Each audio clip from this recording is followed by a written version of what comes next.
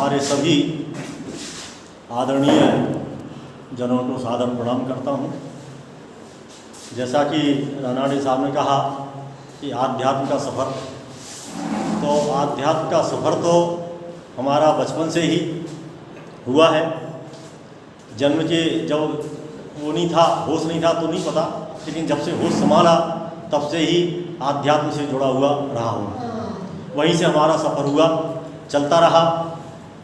उस समय आध्यात्म के बारे में मुझे कोई जानकारी नहीं थी, लेकिन कर्मकांड के उससे जुड़ा रहा, क्योंकि कर्मकांड को ये समझते थे तो उससे जो है जुड़ा रहा।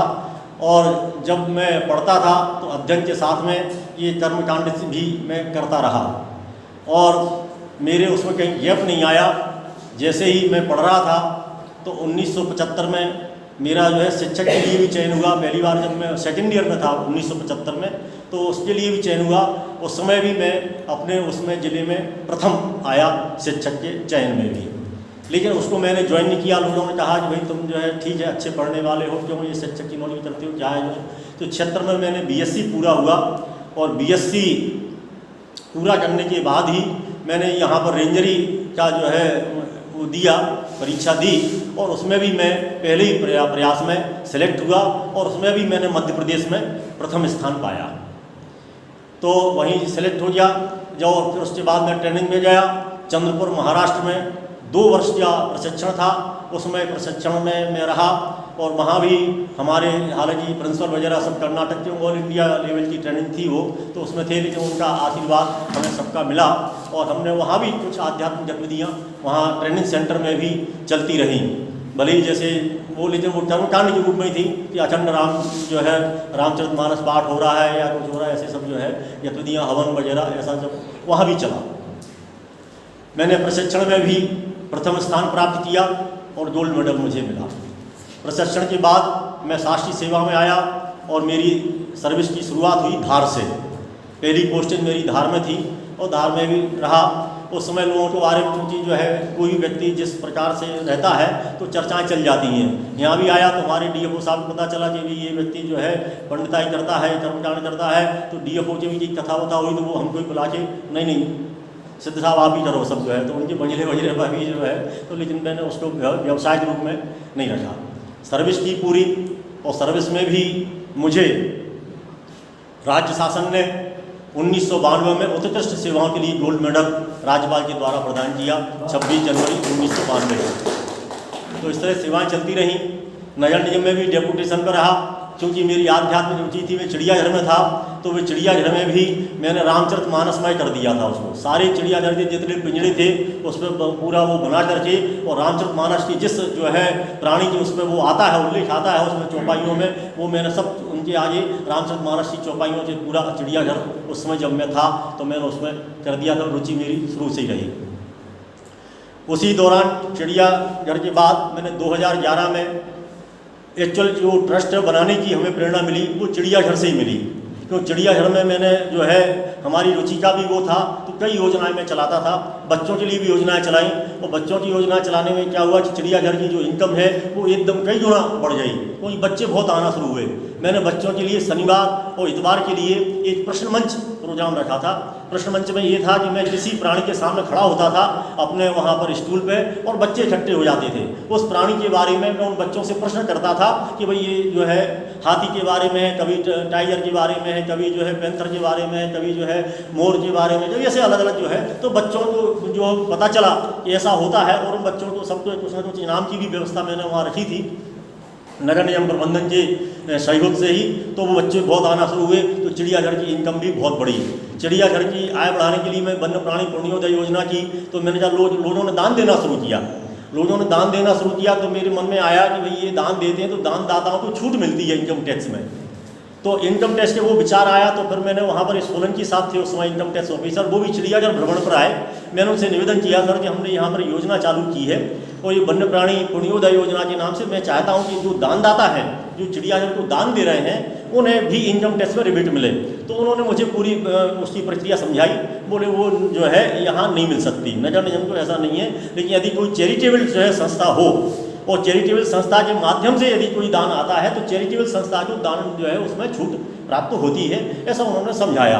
फिर मैं चिड़ियाघर से मेरा स्थानांतरण हो गया हरदा के लिए, लेकिन प्रेरणा मुझे मिली तो मैंने जब चैरिटेबल संस्था बनाने के ये जो है विचार उस समय आया मेरा 2009 में, तो 2011 में मैंने उसको क्रियान्वयन किया। उस समय मैं शुरुआत तो की थी, लेकिन कोई सीए वगैरह नहीं मिला कि वो जिस तरह से उस चैरिटेबल संस्था बनती है, जिस तरह उससे बायलॉज बनते हैं, तो वो नहीं मिला, चलता रहा। एक मिले शास्त्री जी सीए थे, उनको मैंने दिया तो बोले हाँ ठीक है मैं ड्राफ्ट करता हूँ बनाता हूँ वो, लेकिन वो 2 साल निकल गए, लेकिन वो नहीं बन पाई। लेकिन 2011 में योग आया तो बसंत पंचमी के दिन मैंने जो है ये ट्रस्ट की स्थापना की। ट्रस्टियों से पहले चर्चा की, काफ़ी ट्रस्टी जो है कुछ हमारे रिलेटिव थे, कुछ परिचित थे, वो उससे जुड़े और बसंत पंचमी के दिन जो है ये रजिस्टर्ड हुआ ट्रस्ट। और इसका पूरा नाम है सिद्ध साधना धर्मार्थ एवं आध्यात्मिक न्यास, यानी इसका मूल जो उद्देश्य है वो धर्मार्थ और आध्यात्मिक जो है गतिविधियों का संचालन करना इसका मुख्य जो है उद्देश्य है। ये 2011 में बना। मैं अपनी सेवा करता रहा, फिर सेवा में मैं हरदा रहा। हरदा के बाद मेरा जो है मंडला ट्रांसफ़र हुआ, मंडला कान्हा टाइगर रिजर्व में हुआ। वहाँ भी मैंने अपनी आध्यात्मिक गतिविधियाँ रखी।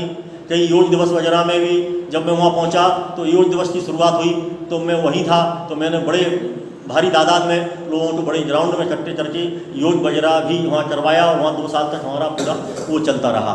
ग्रामीण क्षेत्रों में भी सब जो है आध्यात्मिक प्रचार प्रसार चलता रहा। और वहाँ भी जो है क्योंकि टाइगर से जुड़ी बहुत सारी संस्थाएं हैं तो वहाँ से भी हमारा परिचय हुआ। फिर मैं 2017 में जब रिटायर हो गया, रिटायर होने के बाद हमारी कल्पना थी आश्रम बनाने की। तो हमारे जो है ये निपानिया क्षेत्र में AFC होटल के बगल में वहाँ पर एक प्लाट हमारा था हमारी श्रीमती के नाम से, वो उन्होंने ट्रस्ट को डोनेट किया।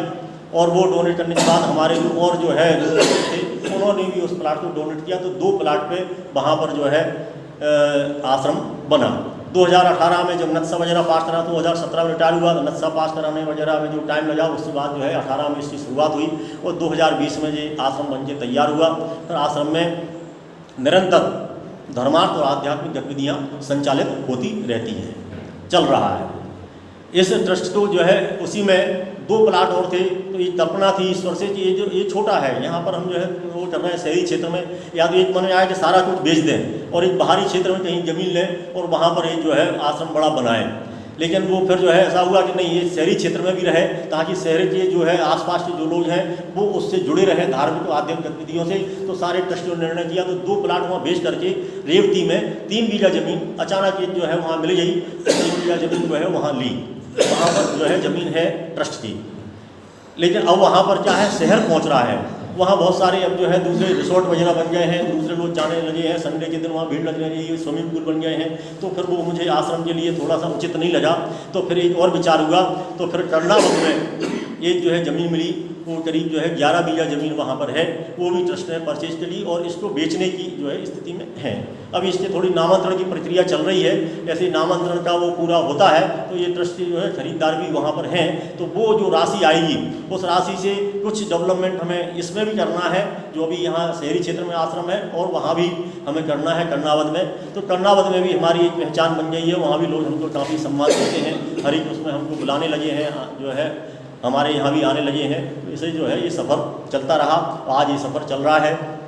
धीरे धीरे सफ़र आप लोगों के साथ भी जुड़ा, आज आप लोगों के बीच में आदरणीय रानाडी साहब ने हमें अवसर प्रदान किया, मैं उनका हृदय से आभार व्यक्त करता हूँ।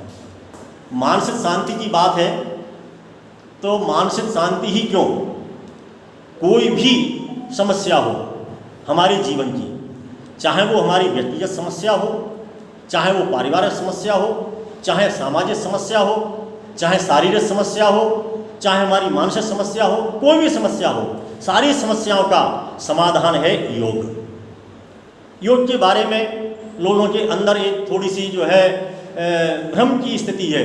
लोग योग के बारे में सिर्फ इतना समझते हैं कि हम शरीर को हिलाना डुलाना ही योग है, या शरीर को मोड़ना तोड़ना, इधर करना पीछे करना, यही योग है। वास्तव में योग नहीं है।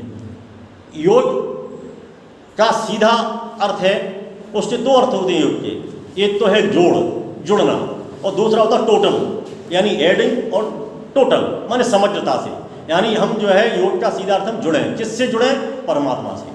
और ये योग का अंतिम लक्ष्य है, यही योग का परिणाम है। हम जब इस स्थिति में जाते तभी योग पूरा होता है। योग सिर्फ जो है ये हम जो आज करते हैं जो आसन हमें सिखाए जाते हैं या शरीर को, ये जो है योग नहीं है। ये तो हमें शरीर को लचीला बनाने की एक जो है वो है, शरीर में लचीलापन बना रहे हमारे, ताकि हम ढंग से बैठ पाएँ, खड़े हो पाएँ, चल पाएँ, जा पाएँ, आ पाएँ, ये सब मात्र उसका जो है। तो योग के 8 चरण है। पतंजलि का जो योग दर्शन है वो ही सर्वमान्य है। तो पतंजलि जो है योग के वैज्ञानिक कहे जाते हैं, उन्होंने साइंटिफिक तरीके से उन्होंने योग का पूरा किया है, और उसमें 8 चरण हैं योग के, या जो है 8 अंग का है। 8 अंग में पहला है यम, दूसरा है नियम, तीसरा है आसन, चौथा है प्राणायाम, पांचवा है प्रत्याहार, छठा है धारणा, सातवां है ध्यान, और फिर लास्ट है समाधि। समाधि योग की जो है अंतिम परिणाम है।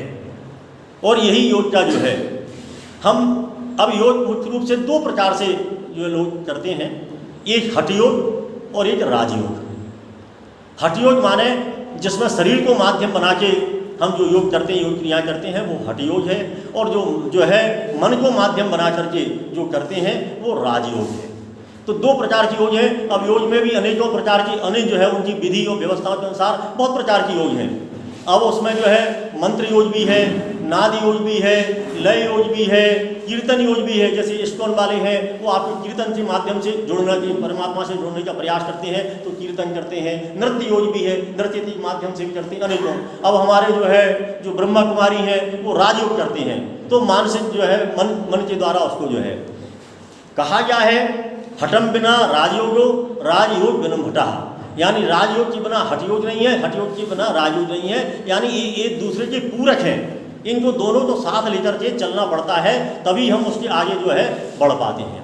हठ से भी एक लोगों का भ्रम है, हठ माने जिद पूर्वक बहुत जो है उससे करना, ताकत लगा के करना, ऐसा नहीं है। हठ जो शब्द है वो हा और ठा 2 शब्द हैं उसमें। हा से हम ऐसे शब्द कहते हैं याद करने की दृष्टि से, तो हा माने हॉट, ठा माने ठंडा, यानी 2 जो है। तो हा जो शब्द है वो है सूर्य से जुड़ा हुआ है, और ठा हमारा चंद्रमा से जुड़ा हुआ है। हमारे जो है मनुष्य के शरीर में 2 जो है स्वर होते हैं, एक जो है चंद्र स्वर और एक जो है सूर्य स्वर। तो हमारा जो दायां स्वर है वो सूर्य स्वर होता है, और जो है बायां स्वर होता है वो चंद्र स्वर होता है। इन्हीं को इड़ा और पिंगला भी जो है बोलते हैं। तो इन दोनों को संतुलन में लाना ही हठ है। यानी हमारे दोनों स्वरों को और ये दोनों स्वर हमारे उससे जुड़े हुए, मस्तिष्क से जुड़े हुए हैं, दिमाग से जुड़े हुए हैं।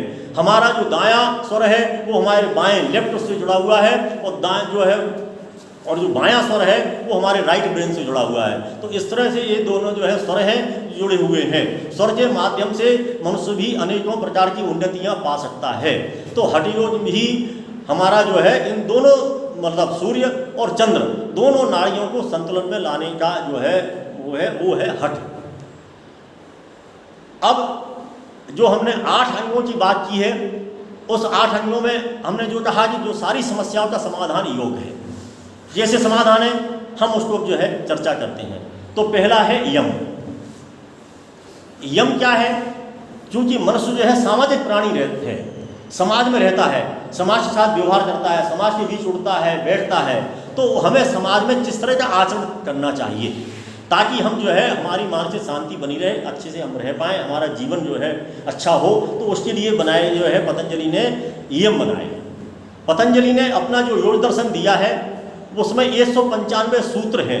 उन्होंने बहुत संक्षिप्त अपनी बात कही, सूत्रों के रूप में कही है, पूरा डिटेल में उन्होंने कुछ नहीं कहा है, तो इसलिए उनको सूत्र कहते हैं पतंजलि योग दर्शन में।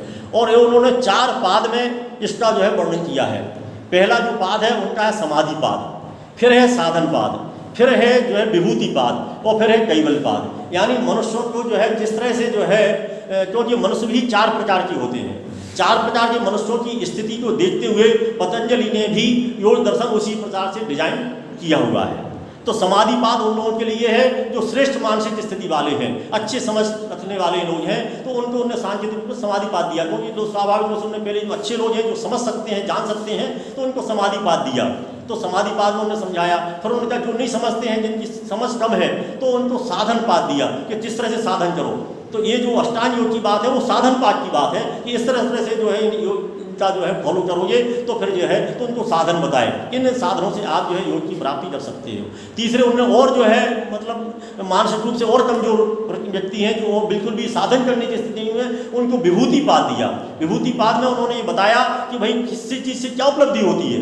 उन्होंने कहा आप सूर्य की धारणा करोगे तो आपको ये ज्ञान होने लगेगा, यदि आप चंद्र पर ध्यान करोगे तो आपको ये ज्ञान प्राप्त होगा। ऐसा उन्होंने विभूति जो है उसको बताई कि इन चीज़ों से करने ताकि लोगों में आकर्षण बढ़े। अरे ऐसा हो जाता है क्या, ऐसी शक्ति प्राप्त हो जाती है? तो विभूति में उन्होंने सारी चीज़ें वो दी ताकि ऐसे लोग आकर्षण हो। कोई लोग क्या है कि उसमें एक जादुई स्थिति में ज़्यादा आकर्षण होते हैं, जब उन्हें कोई चमत्कार दिखता है तो ज़्यादा आकर्षण होते हैं। तो उन्होंने ऐसे लोगों के लिए कि चमत्कार दिखाने के लिए उन्होंने विभूति पाद का वो किया। और चौथा पाद उन्होंने कैवल्य पाद। कैवल्य पाद माने कुछ नहीं करना, वो आदमी वैसे ही सहज स्थिति में रहता है, वो योगमय स्थिति में ही रहता है, वहाँ कुछ करने की जरूरत नहीं है, ना आपको कुछ साधन करने की जरूरत है, ना किसी प्रकार के आचरण करने की जरूरत है। ऐसा पतंजलि योग दर्शन। आज हम जितने भी योग देते हैं, अलग अलग संस्थाएं अलग अलग प्रकार से योग का संचालन करती हैं, लेकिन उनमें मूल जो है, जो भावना है, मूल जो तथ्य हैं, वो पतंजलि योग दर्शन के ही है। तो पतंजलि योग दर्शन में अब बात आती है पहली यम। तो मनुष्य का जैसी बात की कि सामाजिक प्राणी है, समाज में रहता है, तो समाज में उसे कैसा आचरण करना चाहिए, तो उसमें यम जो है 5 बताए गए हैं। 5 जो है अंग हैं यम के।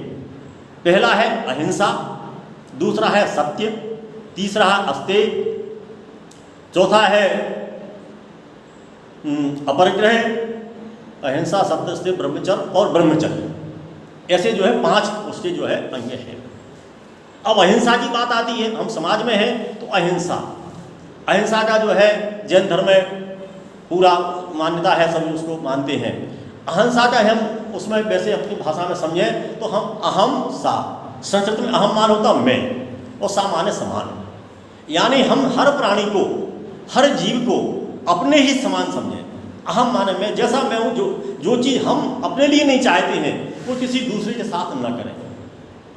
हमें मान लो कोई गाली दे, अच्छा लगेगा नहीं, तो हमें जब गाली देना किसी का अच्छा लगेगा तो हम भी किसी को गाली नहीं दें, हम भी किसी के साथ ऐसा व्यवहार नहीं करें जो व्यवहार हमें अच्छा नहीं लगता है। वो अहिंसा है। हम किसी भी प्राणी के, चाहे कोई भी जीव हो, कोई प्राणी हो, चाहे इंसान हो, चाहे कोई भी हो, तो हमारा व्यवहार ऐसा होना चाहिए समाज में कि हम उसको अपने ही समान माने, अपने जैसा ही समझें। जो चीज़ हमें बुरी लगती है, कोई हमारे सामने कोई जो है गलत व्यवहार करता है तो हमें बुरा लगता है, तो हम भी ये सोचें हमें भी ऐसा व्यवहार किसी के साथ नहीं करना है। तो अहिंसा का मूल जो सिद्धांत है कि हमें अपने जैसा ही व्यवहार करना है, वो चाहे फिर घर परिवार में हो, चाहे वो समाज में हो, चाहे कहीं भी हो। और आप इस व्यवहार को करेंगे तो आप निश्चित रूप से कहीं भी जो है अशांति का माहौल बनने की कोई बात ही नहीं आएगी। तो यह अहिंसा, अहिंसा भी अनेकों प्रकार की होती है, वो उसका अलग जो है, लेकिन मेन मूल जो है ये कि हम अपने समान व्यवहार करें। दूसरा है सत्य। सत्य के बारे में सब जानते हैं। सत्य माने जो है, जो था और जो रहेगा, ऐसा जो है वो सत्य है। बाकी सब जो है सत्य का भ्रम है। जैसे आज हम देखें, आज हमारा शरीर है, यदि हम अपना देखें जन्म के पहले तो हम नहीं थे, लेकिन आज हैं, आज दिख रहे हैं, लेकिन कुछ समय बाद हम नहीं रहेंगे, तो ये सत्य नहीं है। लेकिन शरीर में कोई चीज़ ऐसी है जो हमेशा है, हमें जो है याद रहती है। जैसे हम कहें कि कल आप थे, तो निश्चित रूप से कोई ऐसा है जो जानता है कि हाँ कल था मैं। कल आपने कोई सब्जी खाई थी, फलाना खाई थी, वो बता देगा हाँ खाई, क्योंकि वो है, वो अंदर कोई ऐसा जानने वाला है, वो सत्य है और ये सत्य हमेशा रहता है, वो जानता है हमको। जैसे हम जब बचपन में थे तो हमें बचपन की यादें हैं कुछ, तो कौन है वो जो हमें बचपन को भी जानता है, जो आज हमारी जवानी को भी जानता है, जो हमारे बुढ़ापे को भी जानता है, वो हमेशा जो है, जो जानने वाला है वो हमेशा सत्य है। सत्य हमेशा रहने वाला जो है वो सत्य है, यानी हम रहेंगे या नहीं रहेंगे उससे कोई फर्क नहीं पड़ता, वो हमेशा रहता है और रहेगा।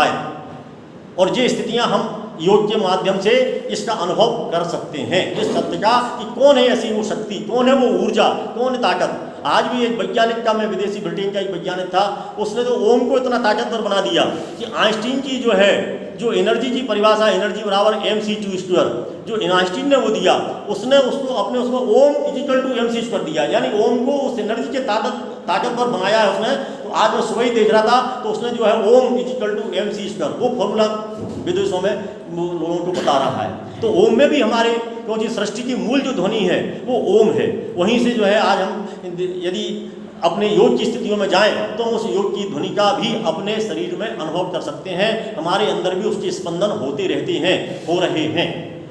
तो सत्य जो है, अब सत्य को जो है सुनते तो सब हैं, लेकिन सत्य का अनुभव करना बहुत महत्वपूर्ण है कि सत्य वास्तव में क्या है।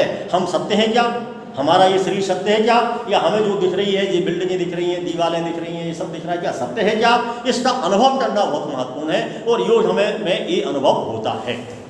तो अहिंसा सत्य अयस्ते, अस्ते माने का सामान्य जो अर्थ होता है वो होता है चोरी करना। तो वैसे जो है इसका जो आध्यात्मिक अर्थ है चोरी करना नहीं है, इसका जो आध्यात्मिक अर्थ है इसका कि किसी दूसरे के हक को न छीनना। जिस पे किसी दूसरे का हक है उस हक को न छीनना। जैसे आज जो है यहाँ टेबल पे किसी का हक है, हम उठा के अपने घर ले जाएं, तो ये भी चोरी है। भले सबके सामने ले जाए, सब ले जाए, हक किसी और का है, लेकिन हमने उस हक को छीन लिया है। आज भले पेन मांग लिया और अपने जेब में लगा लिया, और वो जो है तो उस पेन का हक किसी और का था, लेकिन हम उस पेन को अपने पास रख लिया, तो ये अयस्ते है, चोरी करना है। चोरी मतलब सब रात्रि के अंधकार में ही जो है घुस करके जो चुराई जाती चीज़ है वही चोरी नहीं है। हम दिन के उजाले में भी किसी दूसरे का हक छीनते हैं तो उसको हम कहते हैं अयस्ते। तो हमें समाज में इस बात का भी हम ध्यान रखना है कि किसी का जो हक है वो हक उसको मिले, उसका रहे, तो ये अयस्ते। फिर है ब्रह्मचर्य। ब्रह्मचर्य के बारे में भी लोगों में एक भ्रम है कि भाई ब्रह्मचर्य से लोग ये समझते हैं कि हमें अपनी काम वासना को दबाना है। काम वासना तो नहीं है। आप किसी चीज़ को दबाएंगे तो वो जो है और ज़्यादा विस्फोट के साथ उजागर होगी। दबा नहीं सकते आप किसी चीज़ को। तो ब्रह्मचर्य का सीधा सीधा मतलब है ब्रह्म के समान आचरण। ब्रह्म माने जो प्रकृति की जो व्यवस्था है उस व्यवस्था के अनुसार हम आचरण करें, ये बहुत महत्वपूर्ण है।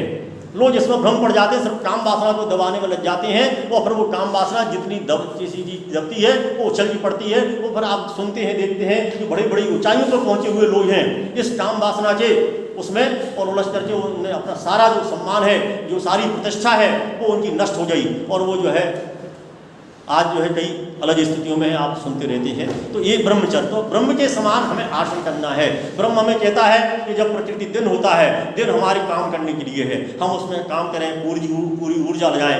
रात्रि जो है विश्राम के लिए है, तो रात्रि विश्राम करें। तो सूर्य हमें इस बात की प्रेरणा देता है, तो हमें प्रकृति के अनुसार जो है आचरण करना ही ब्रह्मचर्य है, ब्रह्म की स्थिति है। और अपरिग्रह, अपरिग्रह भी का मतलब है कि अनावश्यक रूप से चीज़ों को इकट्ठा नहीं करना। जो हमारी आवश्यकता है उसके अनुसार हम चीज़ों को इकट्ठा करें, अनावश्यक रूप से इकट्ठा नहीं करें। क्योंकि आप अनावश्यक रूप से जितना इकट्ठा कर लेंगे उतना आपके अंदर तनाव पैदा होगा, क्योंकि उसकी साथ संभाल में आपका वो लगेगा। आप बहुत बड़ा मकान बना लेंगे तो बहुत बड़ा पुताई भी करवाना है, कहीं दीवार झड़ रही है, वो हो रही, तो जितना आप विस्तार करेंगे, तो हमारी आवश्यकता मान लो एक कमरे में विश्राम करने की है, वहाँ रहने की है, तो वो हमें सुकून देगा, आनंद देगा। तो हमें जो है जो हमारी आवश्यकता है, आवश्यकता पर रोक नहीं है, लेकिन आवश्यकता से अधिक जो संग्रहण करेंगे तो वो उतनी ही आपको जो है परेशानियाँ पैदा करेगा।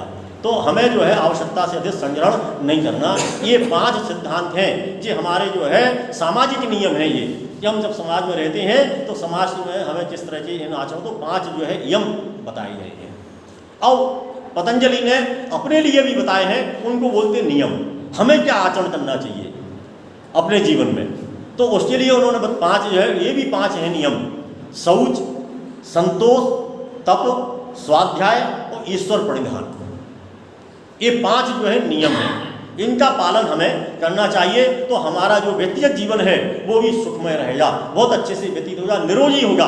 आप जो है बिल्कुल बीमार नहीं पड़ेंगे किसी प्रकार के। तो शौच माने शुद्धता। शुद्धता सिर्फ जो है बाहरी शुद्धता नहीं कि बाहर की झाड़ू लगा दी, हमें अंदर की शुद्धता को भी ध्यान रखना है कि हमारा अंदर जो है अंतरतम में अंतःकरण है वो शुद्ध हो, शौचता उसमें हो। तो शौच जो है हमारे उसके लिए है। तो हम करते सामान्य रूप से तो करते ही हैं, रोज अपने मुंह धोते हैं, जो है फ्रेश होते हैं, सब होते हैं, वो तो होता ही है। लेकिन हमें अपने मन को भी शुद्ध रखना है। मन में भी अनेकों जो है प्रकार के विचार आते रहते हैं। हमारे यहाँ जैसे कहते हैं भाई अपराध और पाप, साहब बोले देखो पापों की सजा मिलेगी। अब पाप क्या है और अपराध क्या है? अपराध तो आप जो है समाज में कृत्य करेंगे अपने शरीर के द्वारा, वो अपराध है, उसकी सज़ा मिल जाएगी। उसके लिए पुलिस आपके केस रजिस्टर करेगी, कोर्ट में ले जाएगी, वहाँ सज़ा दिलवाएगी, ये है अपराध। लेकिन पाप क्या है?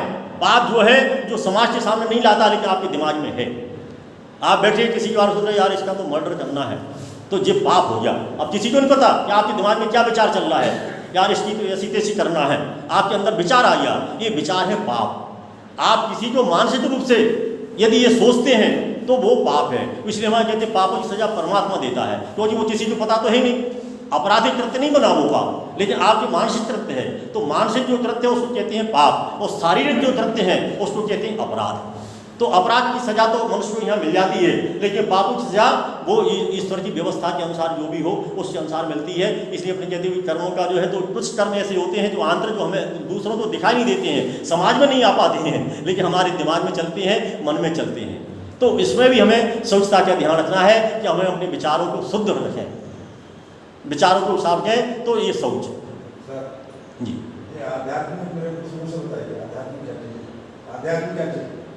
आध्यात्म ये है कि जो है वही आध्यात्म है, उससे बाहर कुछ भी नहीं है। उस जिस चीज़ को स्वीकार कर लेना यही जो है भाई, इतना शॉर्ट शब्द में समझ लें।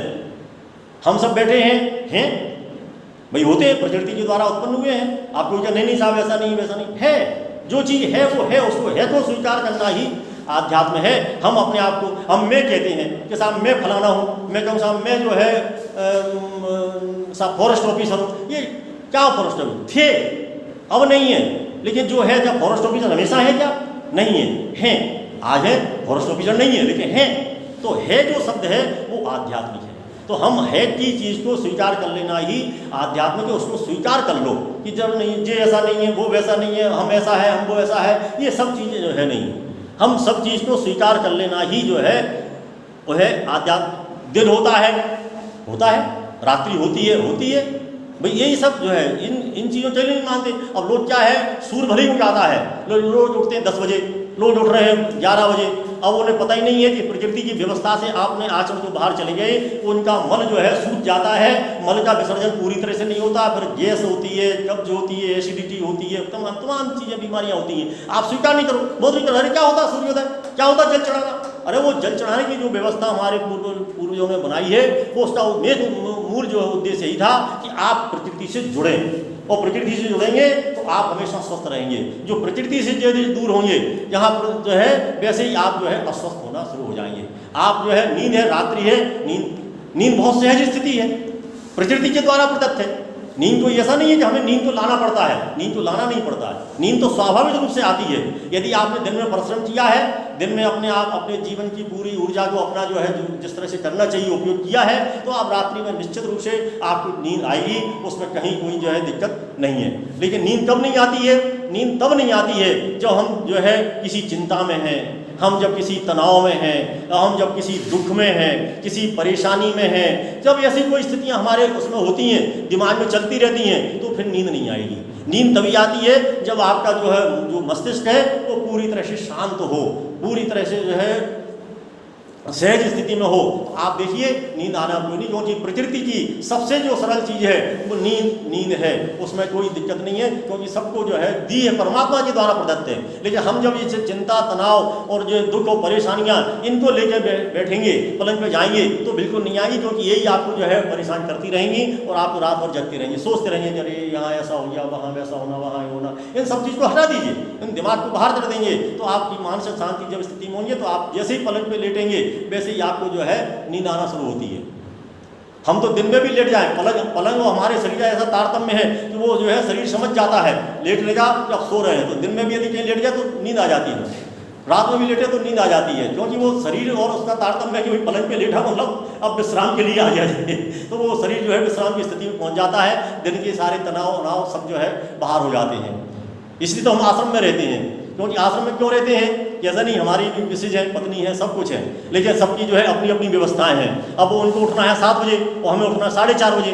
हम 4:30 बजे उठ जाएंगे तो भले धीरे धीरे किवाड़ खोलो, लेटरिन के ये छोड़ो, लेकिन कहीं ना कहीं उनने सुबह उठ के सारी नींद बर्बाद कर दी। सुबह से उठ जाते हो, फलाना ऐसा हुआ, हमको तो दिन भर वो करना पड़ता, रोटी बनाना पड़ती, फिर यहाँ करना पड़ता, वहाँ जाना पड़ता है, आपको क्या है, आपको तो बस जो है वो किया। तो फिर सुनो, तो हम आश्रम में क्या करते हैं, निश्चिंत ये सारी चीज़ों से बाहर। अब आश्रम में हम अपनी नींद सोते हैं, अपनी जो है उठते हैं, वहाँ हमें पारिवारिक किसी प्रकार का वो नहीं रहता है। परिवार अपने हिसाब से उठे, अपने हिसाब से जागे, हम अपने हिसाब से उठते हैं, अपने हिसाब से जीते हैं, इसलिए इस आश्रम का आनंद है। तो शौच और संतोष। अब संतोष के बारे में भ्रांति है। संतोष में लोग सोचते हैं कि नहीं साहब, जो मिल गया है वही जो है, अब कुछ नहीं करना है, बस संतोष रखो सब। ऐसा नहीं है, आप कमाइए, कोई दिक्कत नहीं है, लेकिन हमें जो मिला है उसके प्रति भगवान का धन्यवाद दीजिए कि हमें जो मिला वो पर्याप्त मिला है। हमारी जो हैसियत थी, हमारी जो सामर्थ्य थी, हमारी जो क्षमता थी, उसके अनुसार हमें जो कुछ मिला है। आप जो है मेहनत कर रहे हैं, लेकिन असंतोष नहीं, अरे यार जो है हम ऐसे कमाने गए थे, हमको आज जो है 1000 रुपये मिलना थे, वो 500 मिले, ये जो है असंतोष है। नहीं, लेकिन जो मिले 500, उन 500 के लिए परमात्मा का धन्यवाद करना ही संतोष है। संतोष माने परमात्मा का धन्यवाद कि हमें जो कुछ मिला। अरे अब आप धनराशि छोड़िए, मकान छोड़िए, गाड़ी घोड़े छोड़िए, हमें शरीर तो मिला है। हम शरीर के प्रति भी वो रखें कि हमें इतना जो है स्वस्थ शरीर मिला। आज हमारे इतने इतने वरिष्ठ लोग बैठे हुए हैं, 85 साल के जो है, 80 साल की जो है, तो ये संतोष नहीं है कि हम इतने स्वस्थ हैं यार। नहीं तो लोग तो अस्पतालों में पड़े हुए हैं, और हमसे कम उम्र के पड़े हुए हैं, अस्वस्थ स्थिति पड़े हैं। तो वो क्योंकि संतोष का भाव है। आज हमें ये भी संतोष है कि हमें स्वस्थ शरीर मिला है, इतने अच्छे मित्र मिले हैं, इतना अच्छा वातावरण मिला है, हम सबके साथ उठते हैं, बैठते हैं, ये भी जो है संतोष का भाव है। इस भाव को भी हम उसमें रखें, तो भले ही और अपना कर्म करते रहें, कमा रहे हैं, कमाते रहें, लेकिन असंतोष न हो उसके प्रति। हमें जो मिला उसके प्रति हमारा भगवान के प्रति धन्यवाद। तो शौच, संतोष और तप का मतलब वो लोग अनेक प्रकार से करते हैं, और तब से लोग समझते हैं हमें शरीर को यातनाएं देना है, शरीर को कष्ट पहुंचाना है, परेशान करना। कोई नंगे पैर चल रहा है, कोई आग लगा कर ताप रहा है, ये सब जो है, लेकिन शरीर को नहीं। शरीर तो हमारा माध्यम है, शरीर के माध्यम से तो हम यहाँ बैठे हैं, शरीर के माध्यम से हम चर्चा चल रहे हैं। शरीर को यदि आप कष्ट पहुंचाओगे तो शरीर आपको जो है सुख प्रदान नहीं करेगा, आपको कष्ट ही प्रदान करेगा। और फिर वो कईयों के छाले पड़ जाते हैं, फिर पट्टे बांध रहे हैं, फिर बड़े फपोले पड़ गए हैं, फिर वो इलाज करा रहे हैं, फिर वो सब कर रहे हैं। तो ये सब चीज़ें तप नहीं है। तप तो जो है हमें अपने कार्य करने की ऊर्जा बनाए रखना चाहिए, उसके लिए हमें जो परिश्रम करना पड़े वो तप है। तो ये जो है तप है जो है। तो शौच, संतोष, तप और स्वाध्याय। तो हम सब वैसे तपस्वी हैं, क्योंकि हमें अपनी ऊर्जा बनाए रखने के लिए सब लगे हुए हैं, सब मानसिक शुरू से सब जो है। तो हम जो है कहीं तपस्वी से कम नहीं है, क्योंकि हमारा शरीर सब जो है सबका ही परिणाम है कि हम स्वस्थ होकर के बैठे हैं। फिर आता है स्वाध्याय। स्वाध्याय का मतलब है कि हमें कुछ न कुछ जो है स्वयं को जानने के लिए, क्योंकि हम रहते तो हैं, हमारे जन्मांतर व्यतीत हो जाते हैं, लेकिन हम स्वयं को जान नहीं पाते हैं कि एक्चुअल हम हैं क्या, हम आए कहाँ से हैं, कौन सी ऐसी स्रोत है, कौन सी ऐसी ऊर्जा है, कौन सी ऐसी स्थिति है कि हम जहाँ से आते हैं फिर हम विलीन हो जाते हैं। हमारे यहाँ कहते हैं भाई हम जाते भी हैं, लेकिन फिर अन्य शरीर में आते हैं, शरीर परिवर्तन होता है। तो स्वाध्याय माने हम कुछ न कुछ अध्ययन करें स्वयं को जानने के लिए, पठन पाठन करें, जिससे हमारे जो है ये बुद्धि हो कि हम जान पाएँ कि एक्चुअल क्या है ये। और हम वैसे मनुष्य ही कर सकता है ये, और जितने भी प्राणी अपने यहाँ जो 84 लाख योनियों की परिकल्पना है, उन 84 लाख योनियों में मनुष्य ही सबसे श्रेष्ठतम है, जो सबको जान सकता है, जो सबको जान सकता है और सबके लिए जान सकता है कि इसके लिए क्या करना है। क्योंकि आज मान लो हमारे पास 4 जानवर हैं, कुत्ता भी है, गाय भी है, बिल्ली भी है। तो मनुष्य जान सकता है कि जो है कुत्ते को क्या देना है, ये मनुष्य को पता है। क्योंकि जो कुत्ते को देना है वो गाय को कुछ और देना है, बिल्ली को कुछ और देना है। ये मनुष्य ही समझ है कि वो जान सकता है कि किस प्राणी के लिए क्या हमें करना है। तो हम स्वाध्याय और मनुष्य को इसलिए श्रेष्ठ माना गया है कि इसलिए कहा गया बड़े भाग्य मानस तन पावा, सुर दुर्लभ सद ग्रंथन गावा। यानी ये जो है इतना दुर्लभ शरीर हमको मिला हुआ है, तो हम जो इसको भी जाने कि आखिर हम जो है हमारी जो वो है सृष्टि के आगमन और जाने की क्या व्यवस्था है, कहाँ से हम आते हैं। और एक्चुअल जहाँ से हम आते हैं और जहाँ चले जाते हैं परमात्मा वही है। परमात्मा कोई अलग से चीज़ नहीं है। लोग सोचते हैं कि भाई मूर्तियों में परमात्मा है, कोई मंदिर में परमात्मा है, यज्ञ करने में परमात्मा है, या किसी भजन करने में परमात्मा है, कीर्तन। नहीं नहीं नहीं नहीं नहीं, परमात्मा कहीं नहीं है। परमात्मा जो है, इसलिए उसने कहा नाहम बसामी बैकुंठे योजनाम हृदय नवी मदभक्ता यत्र गायंती तत्र तिष्ठामि नारदो। गायंती माने जब जब गायन होता है तो लोग मस्ती में रहते हैं, आनंद में रहते हैं, खुशी रहते हैं, प्रसन्न रहते हैं। जब हमारी प्रसन्नता की स्थिति होती है तो वो परमात्मा की स्थिति है, परमात्मा का ही अनुभव है प्रसन्नता। इसलिए परमात्मा को कहा गया है सत्य, चित्त और आनंद। ये तीन उसके प्रतीक हैं जिनसे हम परमात्मा का अनुभव कर सकते हैं। ये सत्य के द्वारा, ये चित्त के द्वारा, चेतना के द्वारा, तीसरा आनंद के द्वारा। आनंद की स्थितियों में जो है हम तो स्वाध्याय ये है कि हम इन सब चीज़ों को जानने समझने पढ़ने का वो करें स्वाध्याय। और अंत में ईश्वर प्रणिधान, यानी हम जो कुछ भी कर रहे हैं, हमें जो कुछ भी मिला है वो सब जो है ईश्वर के प्रति समर्पित हो जाना, ईश्वर के प्रति समर्पण का भाव रखना, ईश्वर प्रणिधान।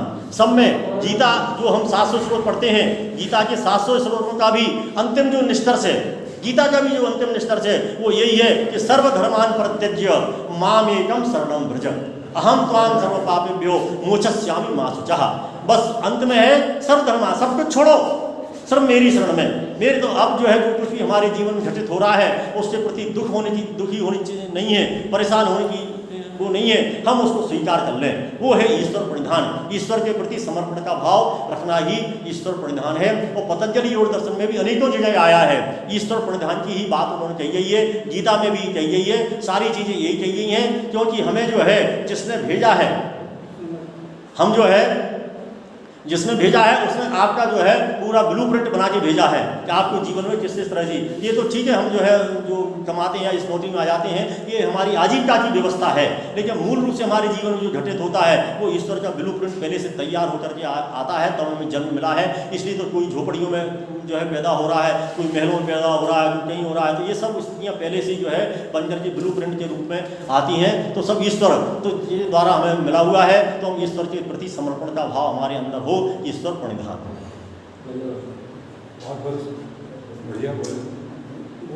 बहुत आभार। और कभी अभी वैसे और रह गई ये चर्चाएं तो, लेकिन वो आज जो है समय पूर्ण हो गया है। आप सबने मुझे बड़े सम्मान के साथ सुना है, बहुत बहुत आभार आपका, हृदय से बहुत बहुत धन्यवाद।